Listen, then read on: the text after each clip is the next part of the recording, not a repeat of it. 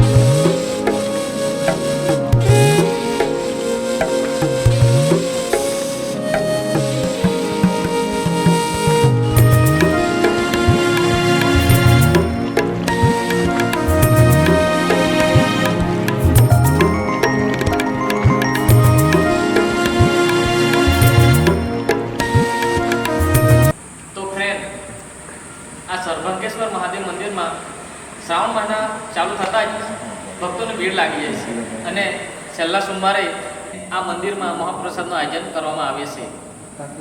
તો ફ્રેન્ડ, અહીંયા છે નાનુભાઈ કાકાજી. શ્રાવણ મહિના ચાલુ થતાં જ એ ચાય ફ્રીમાં પીવડાવે છે. એ શ્રાવણ મહિના પહેલાંથી છેલ્લા સુધી ફ્રીમાં ચાય પીવડાવે છે.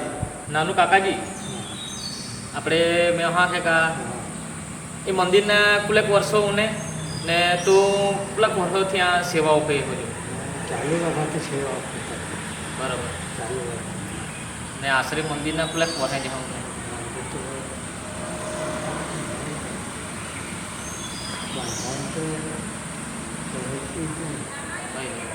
એ નવા બાંધ્યાથી 10 વર્ષ થાય. હા, પહેલાં જૂના કે પેલી પેઢી આપણને જાણો. બરાબર. ને એણે મંદિરને પાછળ એ કે કુમટ. બરાબર બરાબર. તે આ ખબર કા સરભંગ ઋષિ તપ કરી ગયેલો હા કઈ? સરભંગ ઋષિ આ તપ કરી ગયેલો આખા પાઠે ઉનાઈ ગયેલા. આથી ઉનાઈ ગયેલું? હા, રામસીતા હોય હોય. તે હા, રામસીતા આખા ઉનાઈ લઈ ગયેલો ત્યાં. અંગળા બરાબર.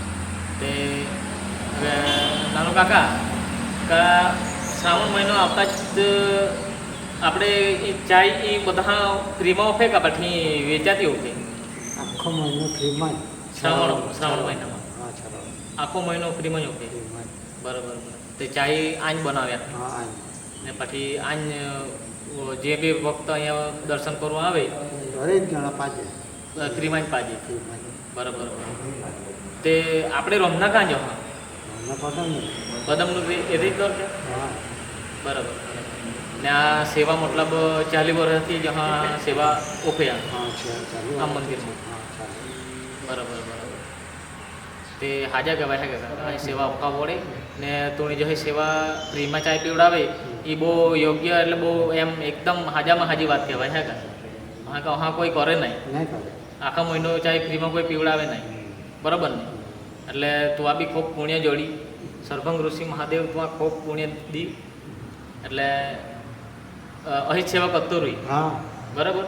જોગાઈ ત્યાં સુધી હોય જ છે. ને આ મંદિરમાં આવતા કંઈ ખબર કે પરચે જ હો જે માનતા રાખે ત્યાં કામ નહીં જાય થાય. હોય એટલે જ લોકો આવે ને નારા બરાબર બરાબર.